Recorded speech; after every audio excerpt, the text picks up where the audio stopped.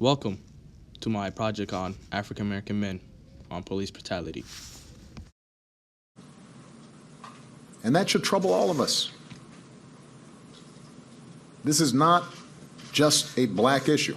It's not just a Hispanic issue. This is an American issue that we should all care about, all fair-minded people. On the UN right, Article 2 states, do not discriminate, but people of color have been facing problems of police brutality more than 2 decades, and victims like Mike Brown and Trayvon Martin are victimized as thugs.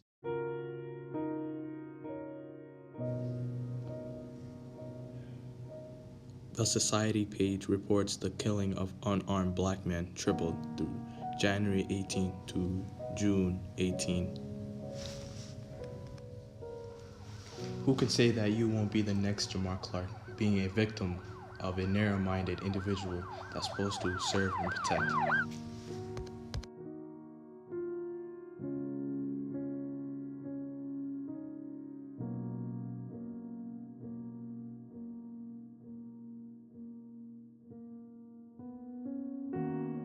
Not touch me.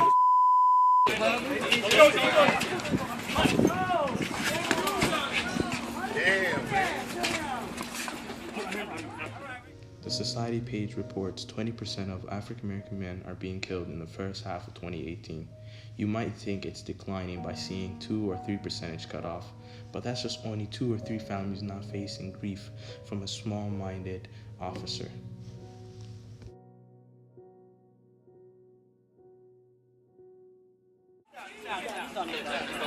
Use your hands, buddy. Put your hand behind your back. I can't breathe. I can't breathe. I can't breathe. I can't breathe.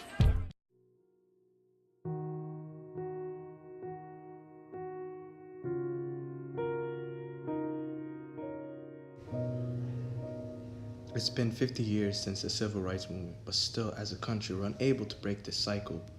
When does change happen? When do people start getting justice? Where do we stand as a country? Notice how the media portrays African American male making us seem angry and violent. This just makes the police use physical and necessary force, and this makes it worse. For to be free is not merely to cast off one's change, but to live in a way that respects and enhances the freedom of others. Nelson Mandela.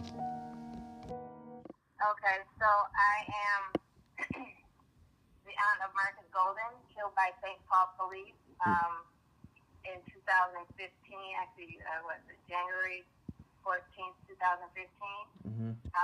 So that's how I really got connected to the movement.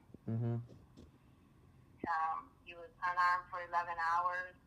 The police gave a press conference, changed their whole story around. We rarely hear the black officer's perspective, but Officer Johnson said the only way to stop these police brutality is stopping them when they cross the line, knowing that you can be there to change a fatal mistake. Looking back at this list, knowing any day it can be me or someone I love being punished because they fit the profile, this outrages me because what makes me different from not being a statistic? Is this what a black man in America have to face? Being victimized, being always pushed to the side, being discriminated. Martin King Jr. said once, "The time is always right to do what is right." And I believe what's in right, to stand up and keep pushing and fighting, because the cycle we have to break. Record it, videotape that, try and get their badge number, their license number. Like, it's like a cop watch. When we do cop watch trainings, I say, okay, show